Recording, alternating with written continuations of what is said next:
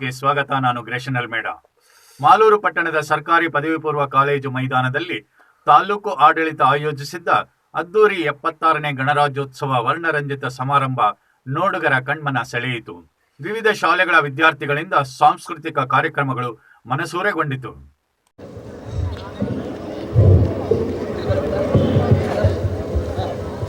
ರಾಷ್ಟ್ರೀಯ ಸಲಾಂ ನಿಯಮದೀಗ ಸಲ್ಯೂಟ್ ಮಾಡ್ತಾ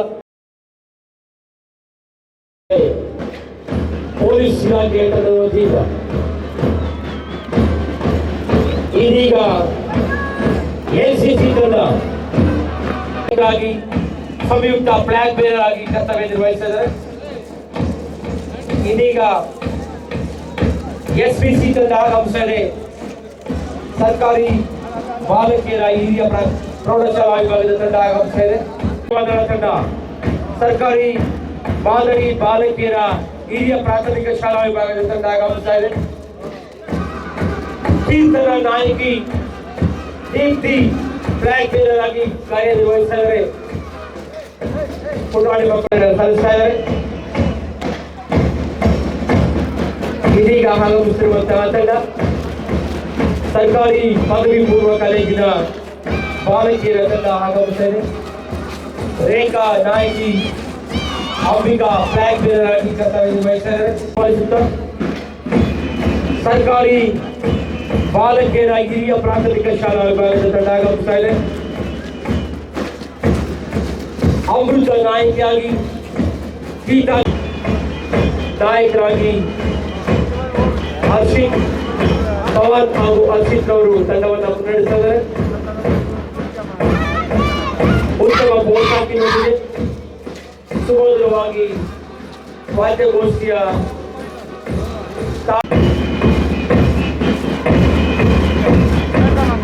ಇದೀಗ ಆಗಮಿಸಿರುವಂತಹ ತಂಡ ಬಿಸಿಎಸ್ ವಿದ್ಯಾಸಂಸ್ಥೆಯ ಹಿರಿಯ ಪ್ರಾಥಮಿಕ ಶಾಲಾ ವಿಭಾಗದ ತಂಡ ಆಗಮಿಸ್ತಾ ಇದೆ.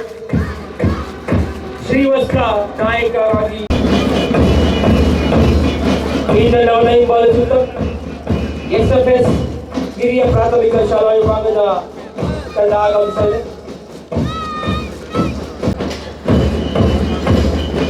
ಈ ತಂಡವನ್ನು ಹಿಂಬಾಲಿಸುತ್ತ ಎಸ್ಆರ್ವಿಪಿ ಹಿರಿಯ ಪ್ರಾಥಮಿಕ ಶಾಲಾ ವಿಭಾಗದ ತಂಡ ಆಗಮಿಸ್ತಾ ಇದೆ. ಯುಗಶ್ರೀ ನಾಯಕಿಯಾಗಿ, ಮೋಕ್ಷಿತಾ ಫ್ಲಾಗ್ ಬೇರರ್ ಆಗಿ ಕರ್ತವ್ಯ ನಿರ್ವಹಿಸ್ತಾ ಇದೆ. ಬಹಳ ಸೊಗಸಾಗಿ ಸುಮಧುರವಾದಂತಹ ಪ್ರದರ್ಶನವನ್ನು ನೀಡ್ತಾ ಇದ್ದಾರೆ ಎಸ್ಆರ್ವಿಪಿ ಶಾಲೆಯ ಮಕ್ಕಳು. ಈ ತಂಡವನ್ನು ಹಿಂಬಾಲಿಸುತ್ತ ಸರ್ಕಾರಿ ಮಾದರಿ ಬಾಲಕರ ಹಿರಿಯ ಪ್ರಾಥಮಿಕ ಶಾಲಾ ವಿಭಾಗದ ತಂಡ ಆಗಮಿಸ್ತಾ ಇದೆ. ಕಾರ್ತಿಕ್ ನಾಯಕರಾಗಿ ಬಾಲಕರ ಮಾದರಿ ಪ್ರಾಥಮಿಕ ಶಾಲಾ ವಿಭಾಗದ ತಂಡವನ್ನು ಹಿಂಬಾಲಿಸುತ್ತ ಬಿಬಿಸಿ ವಿವೇಕಾನಂದ ವಿದ್ಯಾಸಂಸ್ಥೆಯ ಮಕ್ಕಳ ತಂಡ ಆಗಮಿಸ್ತಾ ಇದೆ.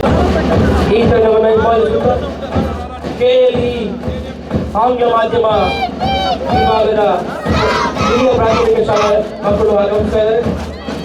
ಸಂಜಯ್ ನಾಯಕ ಶರಣ್ ಫ್ಲಾಗ್ ಬೇರರ್ ಆಗಿ ತಂಡವನ್ನು ಮುನ್ನಡೆಸ್ತಾ ಇದ್ದಾರೆ.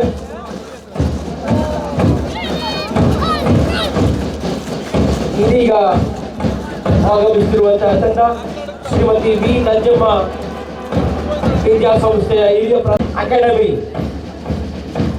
ನೂತನವಾಗಿ ಆರಂಭಗೊಂಡಿರುವಂತಹ ಎಸ್ಎಫ್ಎಸ್ ಶಾಲೆಯ ಮಕ್ಕಳು ಗೌರವವನ್ನು ಸಲ್ಲಿಸುತ್ತಾರೆ. ಹ್ಯಾಂಡ್ರಿ ನಾಯಕ ಅದ್ವೈತ್ ಫ್ಲಾಗ್ ಬೇರರ್ ಆಗಿ ತಂಡವನ್ನು ಮುನ್ನಡೆಸುತ್ತಾರೆ. ಶ್ರೀ ಗುರು ಪಬ್ಲಿಕ್ ಶಾಲೆಯ ಪುಟಾಣಿ ಮಕ್ಕಳಿಂದ ಗೌರವ ವಂದನೆ ಸಲ್ಲಿಸ್ತಾ ಇದ್ದಕ್ಕೆ ವೇದಿಕೆಯಲ್ಲಿರುವಂತಹ ಗಣ್ಯರಿಗೆ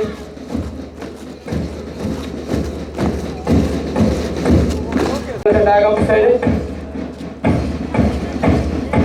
ಸಾಯಿ ಪ್ರಜ್ಞಾ ಎಂಬ ನಾಯಕಿಯಾಗಿ ಯಶಸ್ವಿ ಫ್ಲಾಗ್ ಬೇರರ್ ಆಗಿ ಕರ್ತವ್ಯ ನಿರ್ವಹಿಸಿದ್ದಾರೆ. ಮೂಡಿ ಬರ್ತಾ ಇದೆ. ಯುನಿಕ್ ಇಂಟರ್ನ್ಯಾಷನಲ್ ಶಾಲೆಯ ವಿದ್ಯಾರ್ಥಿಗಳಿಂದ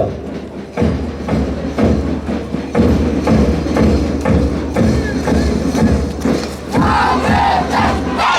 ಮನೋಜ್ ಪಿ ಸುತಾರ್ ನಾಯಕರಾಗಿ ಆಟಗಾರರಿಗೆ ಮೂಲಕ ಮಕ್ಕಳು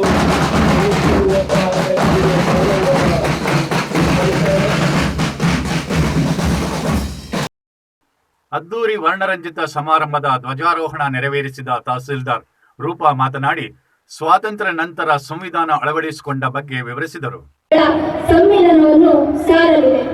ಬ್ರಿಟಿಷ್ ಆಳ್ವಿಕೆಯಿಂದ ನಮ್ಮ ದೇಶ 1947ರಲ್ಲಿ ಸ್ವತಂತ್ರವಾದ ಬಳಿಕ 1950ರಲ್ಲಿ ಜನವರಿ 26ರಂದು ಸಂವಿಧಾನವನ್ನು ನಾವು ಅಂಗೀಕರಿಸಿ ಅನ್ವಯಿಸಿಕೊಂಡು ಗಣರಾಜ್ಯವೆನಿಸಿತು. ಭಾರತದ ಸಾರ್ವಜನಿಕರು ದೇಶದ ಅಭಿವೃದ್ಧಿಗಾಗಿ ತಮ್ಮ ನಾಯಕರನ್ನು ತಾವೇ ಆಯ್ಕೆ ಮಾಡುವ ಅಧಿಕಾರ ಪ್ರಜೆಗಳಿಂದ, ಪ್ರಜೆಗಳಿಗೋಸ್ಕರ, ಪ್ರಜೆಗಳಿಗಾಗಿ ಇರುವುದೇ ಪ್ರಜಾಪ್ರಭುತ್ವ ಸರ್ಕಾರ. ಈ ಸುಸಂದರ್ಭದಲ್ಲಿ 1946ರಲ್ಲಿ ಸಂವಿಧಾನ ರಚನಾ ಸಭೆಗೆ ಬಂಗಾಳದ ಪ್ರಾಂತದಿಂದ ಆಯ್ಕೆಯಾಗಿ ಗಡು ಸಮಿತಿಯ ಅಧ್ಯಕ್ಷರಾಗಿ ಸತತವಾಗಿ ಸುದೀರ್ಘವಾಗಿ ಸಂವಿಧಾನವನ್ನು ರಚಿಸಿ ಸಂವಿಧಾನ ಶಿಲ್ಪಿ ಎಂದೇ ಪರಿಗಣಿಸಿರುವ ಬಾಬಾ ಸಾಹೇಬ್ ಅಂಬೇಡ್ಕರ್ ಅವರನ್ನು ನೆನೆಸುವುದು ನಮ್ಮ ಆದ್ಯ ಕರ್ತವ್ಯ. ನಮ್ಮ ಸಂವಿಧಾನವು ಪ್ರಪಂಚದಲ್ಲೇ ಅತಿ ಬೃಹತ್ ಲಿಖಿತ ಸಂವಿಧಾನವಾಗಿದ್ದು ಶಾಸಕಾಂಗ, ಕಾರ್ಯಾಂಗ ಹಾಗೂ ನ್ಯಾಯಾಂಗದ ಮೂಲಕ ಸರ್ವಧರ್ಮ ಸಮನ್ವಯತೆ, ಭ್ರಾತೃತ್ವ, ಭಾವೈಕ್ಯತೆ ಸಾರುವ ಸಮಾಜವಾದಿ, ಜಾತ್ಯತೀತ, ಪ್ರಜಾಸತ್ತಾತ್ಮಕ ಅಂಶಗಳನ್ನು ಹೊಂದಿದೆ. ಈ ದಿನ ಗಣರಾಜ್ಯವಾಗಿ 76 ವರ್ಷ ಕಳೆದರೂ ನಮ್ಮ ಬಳಿ ಭಾರತ ದೇಶದ ಹೊಸ ಸವಾಲುಗಳಾಗಿ ಉಗ್ರವಾದ, ಮೂಲಭೂತವಾದ, ಭಯೋತ್ಪಾದಕತೆ, ನಕ್ಸಲಿಸಂ, ಬಡತನ, ಅನಕ್ಷರತೆ, ನಿರುದ್ಯೋಗ, ಜಾತಿ ಧರ್ಮದ ಅಂಧಕಾರ ಮನೋಪ್ರವೃತ್ತಿಗಳನ್ನು ನಾವು ತೊಡೆದು ಹಾಕಿ ಸಾಮಾಜಿಕ ಸಾಮರಸ್ಯ, ಮಾನವ ಸಬಲೀಕರಣ ಮತ್ತು ಏಕತೆಯನ್ನು ಸಾಧಿಸಬೇಕಿದೆ. ಇದು ನಮ್ಮ ಸಂಕಲ್ಪವಾಗಬೇಕು. ನಮ್ಮ ಭಾರತವು ಸಾಮಾಜಿಕವಾಗಿ, ಶೈಕ್ಷಣಿಕವಾಗಿ, ರಾಜಕೀಯವಾಗಿ, ಧಾರ್ಮಿಕವಾಗಿ ಸರ್ವತೋಮುಖ ಅಭಿವೃದ್ಧಿಯನ್ನು ಸಾಧಿಸುವೆಡೆಗೆ ನಮ್ಮ ರಾಷ್ಟ್ರ ದಾಪುಗಾಲುತ್ತಿದೆ ಎಂಬುದರಲ್ಲಿ ಪ್ರತಿಯೊಬ್ಬ ಭಾರತೀಯನ ಆದ್ಯ ಕರ್ತವ್ಯ ಎದ್ದು ಕಾಣುತ್ತಿದೆ.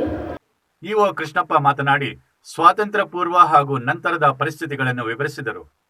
ಆದರೆ ಆ ನಂತರ ನಮಗೆ ಭಾರತಕ್ಕೆ ಸ್ವತಂತ್ರ ಬೇಕು ಅಂತ ನಮಗೆಲ್ಲ ಅನಿಸಿದ ನಂತರ ಸ್ವತಂತ್ರ ಚಳವಳಿಯನ್ನು ಮಾಡಿ ಸುಮಾರು 190 ವರ್ಷಗಳ ಅವಿರತ ಭಾರತದ ಸ್ವತಂತ್ರ ಚಳವಳಿಗಾರರ ಶ್ರಮದ ಮೂಲಕ ನಾವು 1947ರಲ್ಲಿ ಸ್ವತಂತ್ರವನ್ನು ಪಡ್ಕೊಂಡಿದ್ದೇವೆ. ಸ್ವತಂತ್ರವನ್ನು ಪಡೆದುಕೊಂಡ ತಕ್ಷಣ ನಾವು ಮುಂದೆ ಏನ್ ಮಾಡ್ಬೇಕಂತ ನೋಡಿದಾಗ ನಾವೆಲ್ಲರೂ ಸ್ವತಂತ್ರ ಆಗಿದ್ದೇವೆ, ಬೇರೆ ಯಾರು ನಿಯಂತ್ರಣದಲ್ಲಿ ಇಲ್ಲ. ಆದ್ರೆ ಈ ಸ್ವತಂತ್ರವನ್ನು ನಾವು ಅನುಭವಿಸಬೇಕಾದ್ರೆ ಸಾಕಷ್ಟು ನಮಗೆ ನಿಯಮಗಳನ್ನು ನಾವು ರೂಪಿಸ್ಕೋಬೇಕಾಗ್ತದೆ. ಆ ನಿಯಮಗಳನ್ನು ರೂಪಿಸ್ಕೊಳ್ಳೋದಾದ್ರೆ ನಮ್ಮ ಸ್ವತಂತ್ರವನ್ನು ಮತ್ತೆ ನಾವು ಉಳಿಸ್ಕೊಳ್ಳಿಕ್ ಆಗೋದಿಲ್ಲ ಅಂತ ಅಂದ್ಬಿಟ್ಟು ಮುಖ್ಯವಾದಂತಹ ಒಂದು ಉದ್ದೇಶ ಆಗಿರ್ತದೆ. ಯಾಕೆಂತಂದ್ರೆ ನಮ್ಗೆಲ್ಲ ಗೊತ್ತಿರೋ ರೀತಿಯಲ್ಲಿ ಭಾರತ ಹಲವಾರು ಸಂಸ್ಥಾನಗಳು, ಹಲವಾರು ರಾಜ್ಯಗಳು ಆಳ್ವಿಕೆ ಮಾಡ್ತಾ ಇದ್ರು. ಯಾವುದೇ ರೀತಿಯಲ್ಲಿ ವಿಭಿನ್ನವಾಗಿ ಪ್ರಾದೇಶಿಕವಾಗಿ ಅವರ ಸಂಸ್ಥಾನಗಳನ್ನು ಮಾಡಿಕೊಂಡು ಆಳ್ವಿಕೆ ಮಾಡ್ತಾ ಇದ್ದಂತ ಒಂದು ಸಂದರ್ಭದಲ್ಲಿ ಇವರೆಲ್ಲರನ್ನು ಒಂದುಗೂಡಿಸಿ ಎಲ್ಲರಿಗೂ ಒಂದು ಸಂವಿಧಾನ ಅಥವಾ ಒಂದು ಕಾನೂನಿನ ಚೌಕಟ್ಟಿನ ಅಡಿಯಲ್ಲಿ ನಿಯಂತ್ರಣಕ್ಕೆ ತರುವಂತದ್ದು, ನಾವೆಲ್ಲ ಒಂದೇ ಇರುವ ಭಾವನೆಯನ್ನು ಬರೋ ರೀತಿಯಲ್ಲಿ ಮಾಡುವಂತದ್ದು ತುಂಬಾ ಚಾಲೆಂಜ್ ಆಗಿರುವಂತ ಒಂದು ಕೆಲಸ ಆಗಿತ್ತು. ಶಾಸಕ ನಂಜೇಗೌಡರು ಮಾತನಾಡಿ ಸ್ವಾತಂತ್ರ್ಯ ನಂತರ ಡಾಕ್ಟರ್ ಬಾಬಾ ಸಾಹೇಬ್ ಅಂಬೇಡ್ಕರ್ ಅವರ ಸಂವಿಧಾನ ಅಳವಡಿಕೆಯಿಂದ ಜನತೆ ಸ್ವತಂತ್ರವಾಗಿ ನೆಮ್ಮದಿಯ ಜೀವನ ನಡೆಸಲು ಸಾಧ್ಯವಾಗಿದೆ. ಈ ಸಂವಿಧಾನದ ಯಾವುದೇ ಬದಲಾವಣೆ ಅಗತ್ಯವಿಲ್ಲ ಎಂದರು. ಜನವರಿ 26 ಗಣರಾಜ್ಯೋತ್ಸವ ಕಾರ್ಯಕ್ರಮವನ್ನ ನಮ್ಮ ಭಾರತ ದೇಶದ ರಾಷ್ಟ್ರಪತಿಗಳು ಧ್ವಜಾರೋಹಣ ಮಾಡೋದು ಕೂಡ ಒಂದು ಇತಿಹಾಸ ಇದೆ. ಇವೆಲ್ಲದ ಅಡಿಯಲ್ಲಿ ಬಾಬಾ ಸಾಹೇಬ್ ಅಂಬೇಡ್ಕರ್ ಕೊಟ್ಟಂತ ಸಂವಿಧಾನ ತುಂಬಾ ಬಲಿಷ್ಠವಾಗಿ ಸ್ವತಂತ್ರದ ಜೊತೆಗೆ ಅಷ್ಟೇ ಮುಖ್ಯವಾಗಿರೋದು ಬಾಬಾ ಸಾಹೇಬ್ ಅಂಬೇಡ್ಕರ್ ಕೊಟ್ಟಂತ ಸ್ವತಂತ್ರ ಬಂದಾದ ಮೇಲೆ ಆ ಸಂವಿಧಾನವನ್ನ ನಾವು ಯಾರು ಕೂಡ ಮರೆಯಕ್ಕಾಗುವುದಿಲ್ಲ. ಹೆಮ್ಮೆ ಪಡ್ತೇವೆ. ನಾವು ಸ್ವತಂತ್ರ ಬಂದಿದೆ, ನಾವು ಸ್ವಾಭಿಮಾನಿಗಳಾಗಿ ಸ್ವತಂತ್ರವಾಗಿ ದೇಶದಲ್ಲಿ ಬದುಕ್ತಾ ಇದ್ದೇವೆ.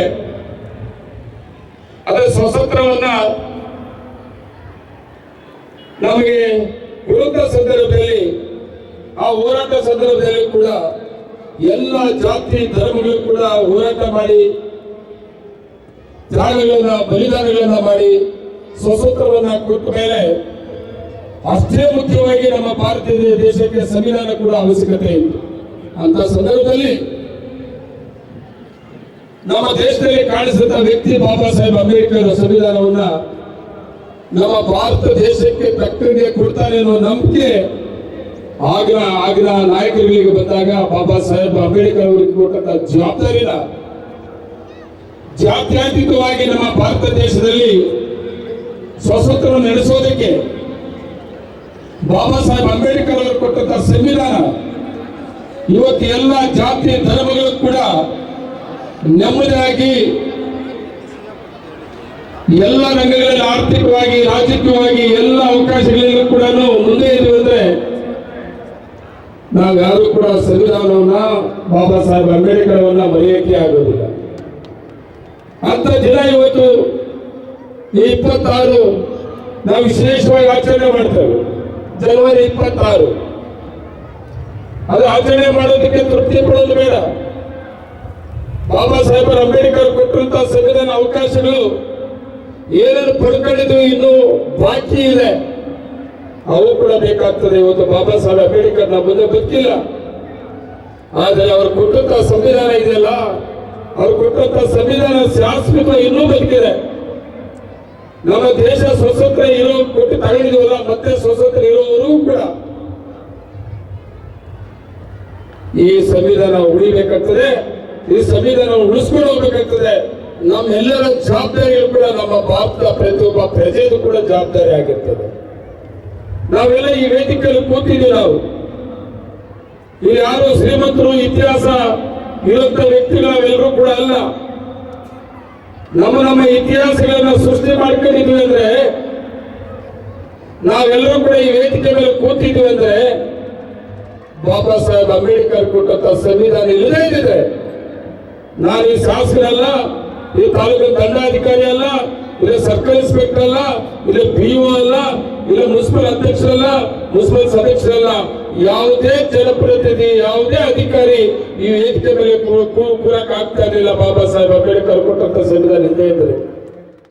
ಶಿಕ್ಷಕ ಗುಲ್ಜಾರ್ ಸಂಗೀತ ನಿರ್ದೇಶನದಲ್ಲಿ ಡಾಕ್ಟರ್ ಅಂಬೇಡ್ಕರ್ ಬಗೆಗಿನ ಗೀತ ಗಾಯನ SRVP ವಿದ್ಯಾರ್ಥಿಗಳಿಂದ ನಡೆಯಿತು.